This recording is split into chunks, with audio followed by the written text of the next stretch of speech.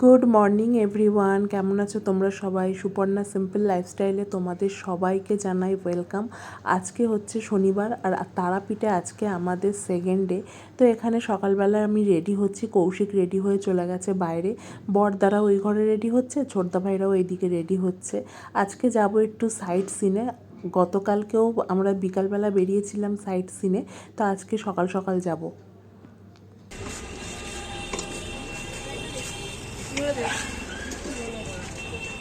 বৌদি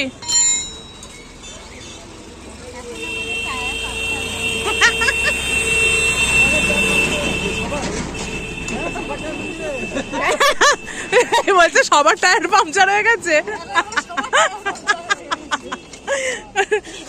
বড়দা ভাই কই? ভেতরে বসেই আছে।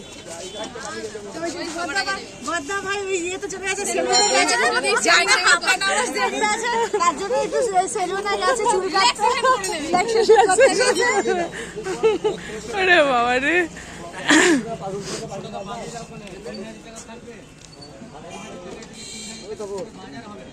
তোমাকে বলছি, ও হা করে তাকিয়ে আছে। পিসমশাই টাটা। ও পিসমশাই তাকাবেই না। ও পিসমশাই, ও পিসমশাই ডাকছে। আরে বাবা, ওনাকে হাত নাড়াতে দিও না, আমার বন্ধ করতে হবে। হয়ে গেছে হয়ে গেছে। ও হাত নাড়া যায় এরকম করে ক্যামেরা। আমরা যুদ্ধ জয় করার আগে টায়ার পাংচার হয়ে গেছে। কি আমরা যাচ্ছি এখন নলাটি, হ্যাঁ, তারপর ওখান থেকে যাব বক্রেশ্বর, হ্যাঁ। তারপর মেসেঞ্জার। আর যাই হোক, আমাদের ড্রাইভার একটু হতে হতে গাড়িটা একটু হয়ে গেল। আমাদের ড্রাইভারের একটু মাথাটা একটু গরম হয়ে গেছিল। তারপরে যখন আমরা বসে পড়েছি তখন হঠাৎ দেখছে টায়ার পাংচার। আমাদের ড্রাইভার দাদা এখন ঠিক করতে বসে গেছে। আরে বাবা,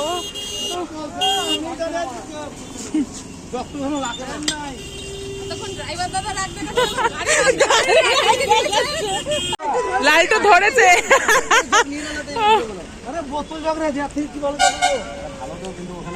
এখন বোতল লাগবে না।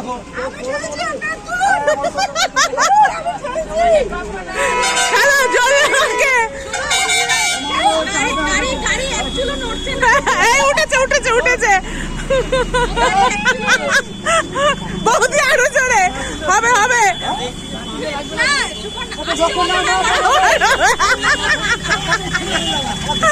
আসছে বছর আবার হবে।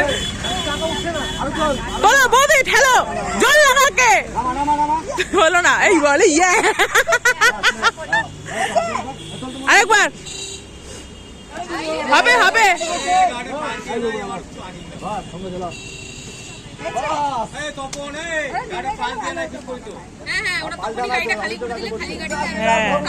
তাড়াতাড়ি হয়ে যেত, লোকজন বসে আছে না।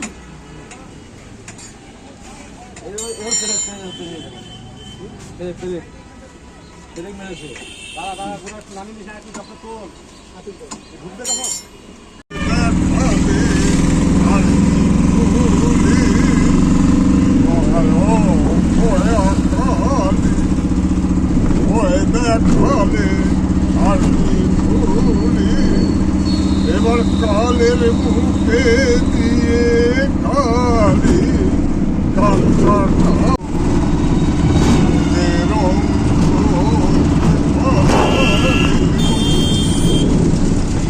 আমাদের প্রথম ডেস্টিনি ছিল নলহাটি। এখানে যখন সতীকে কাটা হয়েছিল, মানে বিষ্ণু যখন চক্র দিয়ে কেটে খণ্ড খণ্ড করে দিয়েছিল, তো মায়ের নলিটা এখানে এসে পড়েছে। তো এখানে তাই দোকানদাররা বলছিল যে এখন এসছি আমরা, এখন একরকম রূপ দেখেছি, সকালে আসলে এনার আসল রূপটা দেখা যায়। সত্যি এখন যে রূপটা আমরা দেখলাম মায়ের, এটা না বিভৎস, মানে এত ভয়ঙ্কর, খুব ভয় লেগেছে দেখে। পুজো দেওয়া হয়ে গেছে, ভেতরে ক্যামেরা নেহাতি অ্যালাউ ছিল না বলে আর ক্যামেরা অন করতে পারিনি।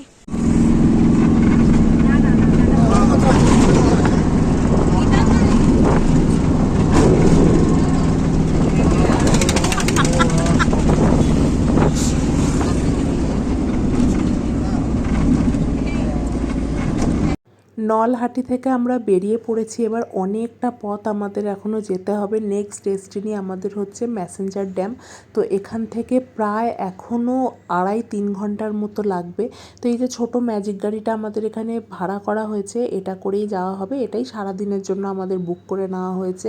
আর এখানে রাস্তায় এত পরিমাণে এরকম বড় বড় ট্রাক, আর দেখতেও বেশ ভালো লাগছে, আরেকদিকে একটু ভয়ও লাগছে, কারণ আমরা যেহেতু গাড়ির পেছনটায় বসেছিলাম, ওই দিক দিয়ে ট্রাক আসছে, আমাদের গাড়ির পেছন দিয়ে ট্রাক যাচ্ছে, মানে ট্রাকই ট্রাক ওখানে। তো এখন অনেকটা রাস্তা যেতে হবে, ওর জন্য গাড়িতে সব এখন একটু গান চালানো হবে। বড় পিসেমশাই তো ওইদিকে গান করছে, আমরা বেশ ওটাকেও এনজয় করছি। বড় পিসেমশাইয়ের গান শেষ হয়ে গেলে তারপরে আমরা আবার আমাদের যে গান সেটা ব্লুটুথের মাধ্যমে গাড়িতে চালানো হবে, কারণ অনেকটাই তো রাস্তা, যেতে অনেকটাই এখনও সময় লাগবে। আর জানো, খানিকটা ইচ্ছা করেই না গাড়ির পেছনে বসেছি। এক তো দেখতে ভালো লাগছে, গাড়ি এগিয়ে যাচ্ছে, আর পেছন দিক থেকে যে গাড়িগুলো আসছে সেগুলো একটু ভিডিও করতে পারবো। আর মাঝখানে বসলে না সেক্ষেত্রে একটু অসুবিধা হয়ে যাবে, আবার ভয়ও করছে, কারণ রাস্তায় এতটা জার্কিং হচ্ছে, বাই চান্স যদি মোবাইলটা পড়ে যায় সেটাও একটা ভয় করছে। এই যে আমাদের গান এবারে শুরু হয়েছে। বড় পিসেমশাই একটু ক্লান্ত হয়ে গেছে গান করতে করতে, তো আমরা বললাম তোমরা একটু রেস্ট নাও তুমি, আমরা আবার একটু নাচানাচি করে নিই। এখানে বৌদি আমি সব মানে আনন্দ করতে করতে যাচ্ছি। আর আমাদের সাথে স্ত্রীও ছিল, মানে বৌদির মেয়েও ছিল। তো ওই দিক থেকে আরেক বৌদি, ওই যে সাদা গেঞ্জি পরে আছে, উনিও আমাদের আরেক বৌদি। আর বড়দা সামনে থেকে বসে বসে আমাদের ভিডিও করে যাচ্ছে। সম্পর্কে আমাদের ভাসুর হয়, মানে ছোটদা ভাই বড়দা ভাই সবাই আমাদের ভাসুর, কিন্তু আমরা না ভাসুরের মতো মিশিই না। আমাদের যেমন বড় দাদা হয়, দাদার সামনে সমস্ত কিছু কথা বলা যায়, সমস্ত কিছু করা যায়, আমরা সেরকমই এখানে সব ভাসুরদের সামনে করছি। আর ওরাও আমাদেরকে না বোনের মতনই দেখে, ওই যে ভাইয়ের বউ, অন্য একটা সম্পর্ক, এরকম কোনো ব্যাপার না। তো এই কথা বলতে বলতে ঢুকে গেলাম আমরা ঝাড়খণ্ডে। ছিলাম বীরভূম, চলে আসলাম ঝাড়খণ্ডে, কারণ ম্যাসেঞ্জার ড্যাম হচ্ছে ঝাড়খণ্ডেই। তো এইখানে অনেকটা রাস্তা এখনও যেতে হবে, মানে অনেকটা বলতে 2-2.5 ঘন্টা না, মোটামুটি এখন ওই 45 মিনিট মতো যেতে হবে। এবারে 45 মিনিট বলছি, গাড়ি তো আর 45 মিনিটের মতো ছুটবে না, গাড়ির স্পিড যেমন থাকবে তেমন, কিন্তু মোটামুটি এখন ওই 45 মিনিট লাগবে। আর ঝাড়খণ্ডে ঢুকে গেছি, তো এইবারে টুকটুক করে পাহাড়গুলো আস্তে আস্তে দেখতে পারবো। আর এইদিকে সবাই এখন আমরা নাচ গানেই মানে মত্ত হয়ে রয়েছি, নইলে তো এতটা রাস্তা যেতে পারবো না, না নিজেদেরও বোর ফিল হবে, এবার বিরক্তও লাগবে, একভাবে বসে থাকা যায় অতক্ষণ। এই যে দেখতে দেখতে এখানে পাহাড়ও দেখে ফেলেছি। আর গাড়ি এত জোরে ছুটছে, আমি যে ঠিক করে পাহাড়গুলোকে দেখাবো সেটাও পাচ্ছি না। আবার যেমন বললাম পেছনে বসে আছি, একটা ভয় লাগছে। চলে এসছি আমরা ম্যাসেঞ্জার ড্যামে। এখানে দেখার মতো বলতে সেরকম কিছুই নেই, এরকম জল রয়েছে, জলের মধ্যে বোট চড়ছে, ভেবেছিলাম না বোটে চড়বো, কিন্তু এত যে অস্বাভাবিক দাম চাইছে আমাদের পক্ষে একদম সম্ভব ছিল না, অস্বাভাবিক দাম চাইছে বোটে। তো ওর জন্য আমরা হলাম ছাড়ো, বোটে আর গিয়ে লাভ নেই। তো আমরা এই যে লম্বা যে জায়গাটা, এইখানটাতে একটু হাঁটি। আর এখানে না অসম্ভব মাছের গন্ধ ছাড়ছিল, কেন বুঝতে পারছি না। পুকুরে মাছ থাকলে যেমন একটা গন্ধ লাগে না, ওরকম লাগছিল।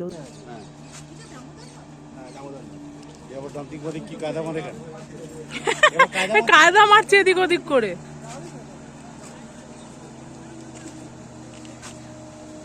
এই সাবাস,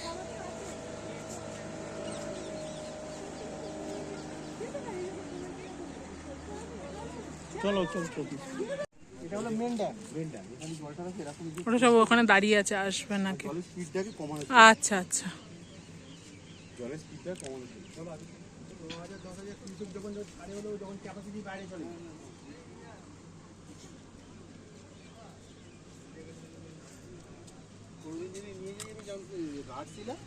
গালিডিতে নিচে নেওয়া যায়, পুরো ফ্রি করা আছে। চলো বেরিয়ে পড়েছি ম্যাসেঞ্জার ড্যাম থেকে। এবারে চলে এসেছি এখানে বক্রেশ্বর, অনেকটা রাস্তা আবার পার করে আসতে হলো। আর এখানে একটা ভালো জিনিস দেখলাম, জল দেখো নিজে থেকেই ফুটছে, মানে এত ফুটন্ত গরম জল এখানে, মানে যদি চাল দিয়ে দেওয়া হয় সেটা কিছুক্ষণের মধ্যে ভাত হয়ে যাচ্ছে। অনেকেই হয়তো শুনে ভাববে যে মজা করছি বা ইয়ার্কি করছি, একদমই না। এখানে এরকম ফুটন্ত গরম জল, মানে এখানে যখন সামনে যাচ্ছি না, গ্যাসে জল বসালে যেমন গরম একটা ভাপ আসে, ওরকম ভাপ লাগছে। আর মারাত্মক গরম, এত রোদ উঠেছিল সেই দিনকে, মানে এত গরম লাগছে না, আর পারা যাচ্ছে না। আর এখান থেকে আমি একটা এরকম পাথরের বাটি কিনেছি, ওই যেদিনকে মানে শিব ঠাকুরের উপোস থাকবে বা নিরামিষ কোনো ঠাকুরের উপোসের দিনে ওর মধ্যে খাওয়া হবে। এটা কৌশিকই কিনে দিল আমাকে। আমাদের কপাল খারাপ, আবার আসার সময়ও মানে বক্রেশ্বর থেকে যখন ফিরছি তখন আবার আমাদের গাড়ির টায়ার পাঞ্চার হয়ে যায়। আবার এখানে যে গাড়ির দাদা ছিল উনি আবার এখানে টায়ার ঠিক করছে। মানে এত অসুবিধা হচ্ছে, রাস্তা এতটাই খারাপ না, মানে এক তো প্রথম যখন আসছিলাম তখন একবার টায়ার পাঞ্চার হলো, আবার এখন যখন ফিরছি তখন আবার সেই একই টায়ার পাঞ্চার হলো। তো যাই হোক, এখানে একটু বসি, ছেলেরাও সব দাঁড়িয়ে আছে। আমরা এত ঘুরেছি, খাওয়া দাওয়াও করে নিয়েছি বক্রেশ্বর থেকে। তো খেয়ে দিয়ে এইবারে ফিরবো হোটেলের দিকে। আর ভালো লাগছে না, শরীরও দিচ্ছে না, এত গরম লাগছে। আর জল যে গাড়ির মধ্যে রাখা হচ্ছে, 2 লিটার 4 লিটার করে জল তোলা হচ্ছে, আর জলগুলো এতটাই গরম হচ্ছে না, মানে গরমের চোটে জলগুলো ফুটন্ত হয়ে যাচ্ছে। আর এই যে এখানে মা বাচ্চাকে আদর করছে, আরেক বাচ্চা আদর খাওয়ার জন্যই দেখো দৌড়ে দৌড়ে আসছে। ভালো লাগে দেখতে। তো কি করব, দাদা ওখানে গাড়ি ঠিক করছিল, মানে আমার যে ড্রাইভার দাদা ছিল, আর আমরা এখানে বসে বসে এই জিনিসগুলোই দেখছিলাম। আর এখানে যেহেতু আগের বারে আসার সময় যে গাড়ির ওখানে অনেকগুলো লোক ছিল বলে আমাদের এই যে ভাসুর বলো তো কৌশিক বলো এদের অতটা অসুবিধা হয়নি। এইবারে তো আর নেই, এবারে এরাই সব ছেলেরা সব এখানে দাঁড়িয়ে জোর লাগাকে হেইসা বলে একদম গাড়িগুলোকে উঁচু করছে, কারণ নইলে তো একা একা ড্রাইভার দাদার পক্ষে সম্ভব না না। তো 3 জন ছেলে আছে, আমাদেরকে বললো তোমরা বসো, তোমরা বিনা মতলবে এখানে এসে পাকামি করতে যেও না, তোমরা বসো, তা আমরা করে নেবো। তো ফাইনালি হোটেলে এখন পৌঁছে গেছি আমরা। 2 দিনের জন্যই এসছিলাম তারাপীঠে, তো এবারে বাড়ি ফেরার পালা। তো এখানে এখনও রাত্রে ডিনার হয়নি, এখনও ওই 5টা 5:30 মতো বাজে।